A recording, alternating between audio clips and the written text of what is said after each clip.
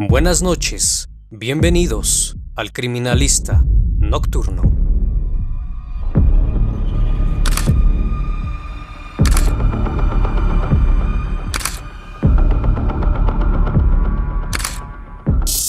Buenas noches, bienvenidos a una nueva emisión del Criminalista Nocturno.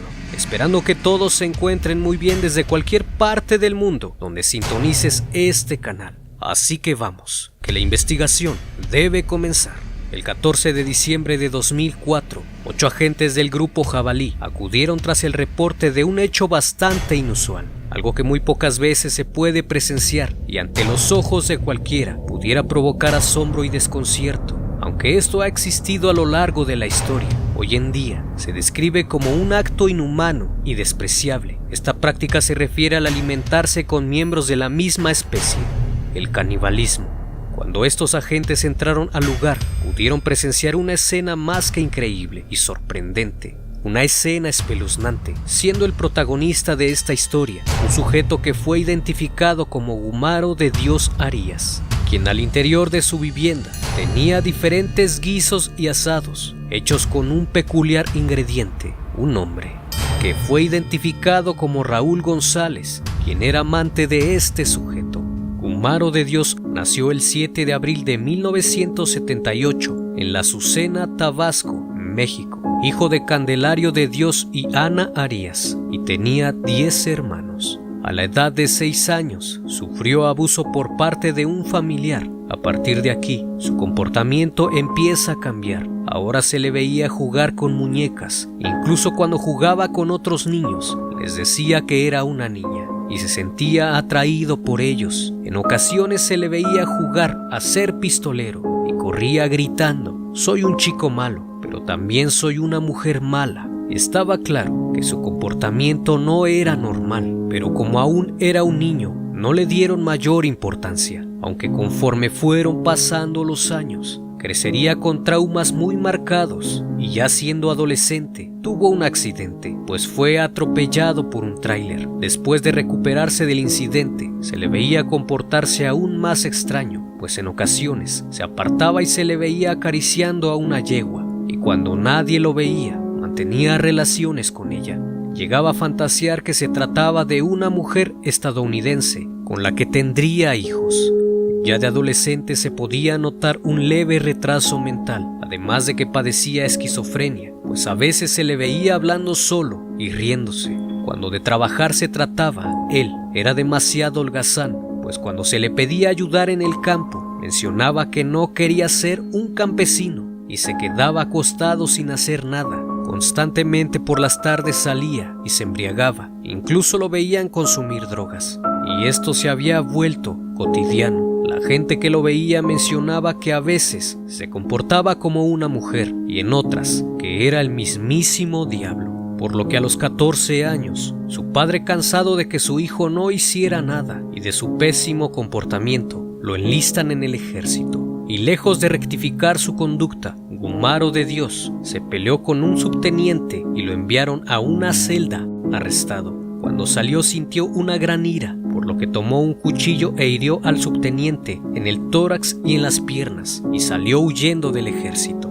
Regresó nuevamente a la ranchería Azucena en Cárdenas, Tabasco. Lejos de un cambio, comenzó a hacerse más adicto a diferentes sustancias de todo tipo, hasta que un día en un ataque de locura cometió un acto sumamente lamentable, pues abusó de su sobrino de apenas 1 año de edad. El bebé se reportó muy grave, aunque la familia en ese entonces no supo quién le hizo eso al niño. Ellos lo descubrirían tiempo después, cuando él lo confesó. En el año 2000 fue detenido y llevado al penal de Cárdenas. Pensó en un principio que lo habían detenido por el daño que le hizo a su sobrino, pero luego de cumplir su condena, supo que era por el robo de una grabadora y 5 camisas. Ahí pasó 1 año y 6 meses. En esta ocasión, luego de que su familia no lo visitara, decidió irse a Chetumal, en el estado de Quintana Roo. En el año 2004, un hombre lo reta con un machete en Majahual, una zona maya cercana al mar. Aquel hombre lo empezó a insultar y a burlarse de él, por lo que en un descuido le quitó el machete y comenzó a filetearlo como un pescado, dejándolo tirado en el suelo tras las heridas. Menciona que esa noche, tras huir, se le apareció el espíritu de este hombre que hasta sus últimos días lo sigue atormentando. Después de esto se fue a una región llamada El Petén, que se ubica entre México y Belice, donde estuvo vagando hasta que encontró una construcción donde vivió algún tiempo. Ahí conoce a un anciano que se refiere como el Sabio, un viejo brujo maya, a quien le hace la promesa de asesinar a 3 personas. En ese mismo poblado conoce a un joven de 19 años llamado Raúl González, alias el Pelón o el Guacho, quien tenía un tatuaje distintivo con un nombre de una mujer que además también había sido desertor del ejército del 31 Batallón de Infantería por robarse un arma. Pronto se hicieron buenos amigos, pues ambos tenían problemas con la bebida y las drogas, pasando de ser buenos amigos a convertirse en amantes, mudándose así a una palapa abandonada ubicada a 100 metros del kilómetro 216 de la carretera Chetumal-Playa del Carmen. La palapa era parte de una empresa inmobiliaria que había sido destinada a crear un fraccionamiento residencial, y como ninguno de los dos trabajaba y no tenían cómo mantenerse, en ocasiones iban a la ciudad costera y se metían a robar los objetos de valor de algunas casas. Además acudían con los turistas, quienes les daban dinero a cambio de tener relaciones.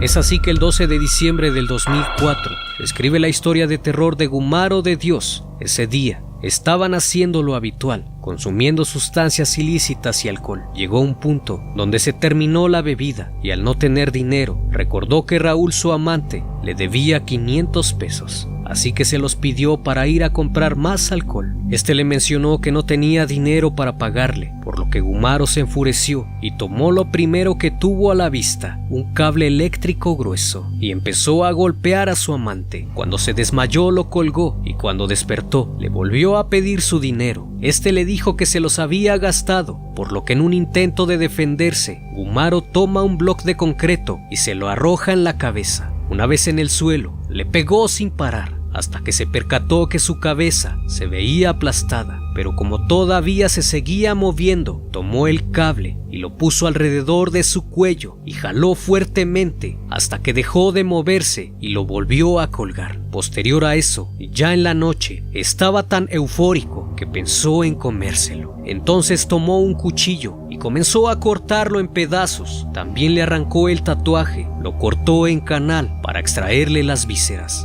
Al día siguiente se dirigió al mercado y con el dinero que tenía Raúl compró algunos ingredientes para cocinarlo. Cuando regresó prendió la parrilla y asó el corazón, algunas costillas y un riñón. Tomó agua en un recipiente e hizo caldo con las vísceras. Cortó en filetes el muslo izquierdo y lo cocinó. La grasa la puso en un sartén donde calentó tortillas. Al siguiente día tomó la otra pierna y la cocinó de igual forma. También probó tiras de carne cruda, así como 4 costillas. Todo el fin de semana se alimentó de su carne. Luego de eso, el lugar se llenó de moscas y como le dio asco verlas, ya no se comió las costillas restantes. Fue entonces que un joven conocido como La Parca se acercó a la palapa y fue recibido por Gumaro. Este de inmediato le invitó un pedazo de carne. El joven aceptó hasta que se percató que el aspecto de la carne era extraño. Después se asomó a ver el interior y vio restos de un cuerpo por todas partes, por lo que horrorizado salió de ahí. Rápidamente se corrió el rumor de lo que había hecho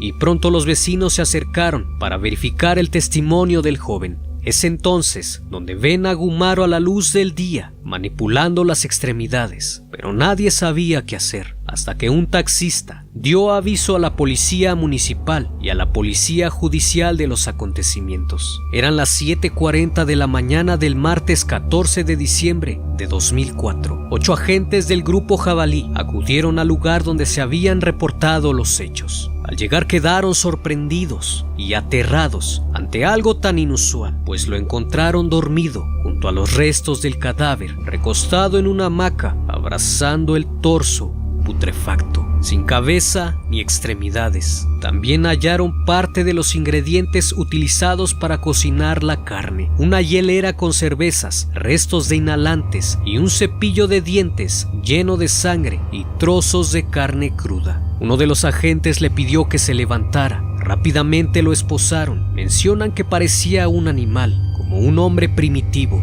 Acaparó de inmediato los noticieros y los encabezados de los periódicos de todo el país. En una entrevista dijo: "Se me ocurrió sacarle todo lo de adentro, el corazón, el bofe, las costillas. Estaba rico, sabía a borrego. Por eso me comí el riñón. Solo dejé los pellejos porque estaban muy correosos". Tras su detención, aceptó los cargos que se le imputaban y no mostró arrepentimiento alguno por su conducta, afirmando incluso que no se arrepentía de nada y que siempre había tenido la inquietud de probar carne humana. Fue trasladado al penal de Playa del Carmen, donde los demás presos se negaron a compartir una celda con él. Durante su estancia en la cárcel municipal de Playa del Carmen, Gumaro de Dios comenzó a causar terror entre la población carcelaria, pues lo describen como un sujeto agresivo. Mencionan que en una ocasión cortó parte de su oreja izquierda para comérsela, pues afirmaba que extrañaba el sabor de la carne humana. Posterior a eso, unos meses después, amenazó con comerse al cocinero de la cárcel, porque los alimentos que preparaba no tenían sabor.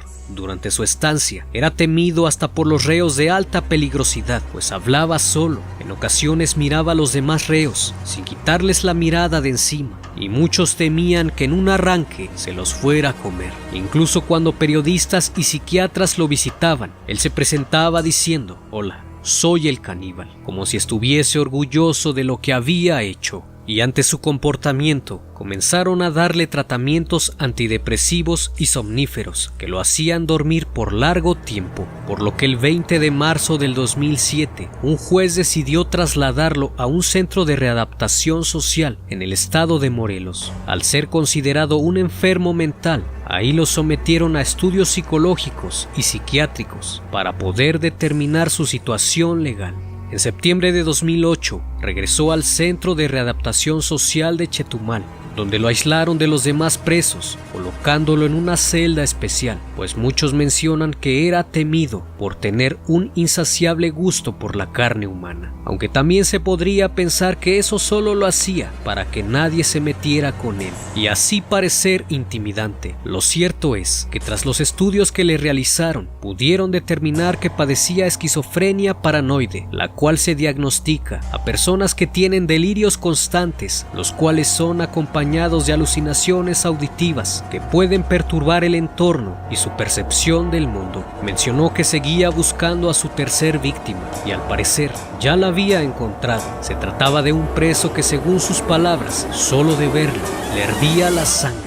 Añadió que cumpliendo su promesa, el sabio le daría lo prometido. Una vez hecho esto, él viviría hasta 150 años más. Entre otras cosas que mencionó, dijo que matar es como quitarle la vida a un pollo. Después mencionó que al comerse a su amante, adquirió todo su poder. Es decir, las habilidades de aquel sujeto serían parte de él, y como Raúl, su pareja, era bueno como albañil, ahora él sería mucho mejor. Con los estudios que le realizaron pudieron percatarse que padecía el síndrome de inmunodeficiencia adquirida, o SIDA, y a solo 4 años de esto, el martes 11 de septiembre de 2012, murió en el Hospital General de Chetumal, Quintana Roo, a los 34 años de edad. Fue enterrado en la ranchería Azucena del municipio de Cárdenas, Tabasco. Su caso inspiró la canción Caníbal, interpretada por Kinky y Lupe Esparza, que sirvió como tema de la película argentina La hija del caníbal, además de un libro. La palapa donde Gumaro de Dios asesinó y devoró a un hombre volvió a ser una oficina de comercialización de lotes para otro proyecto de vivienda residencial. Un caso bastante sorprendente que hace volar nuestra imaginación y nuestro pensamiento al no poder descifrar los pensamientos de la mente, qué cosas permanecen en lo más profundo de un ser humano.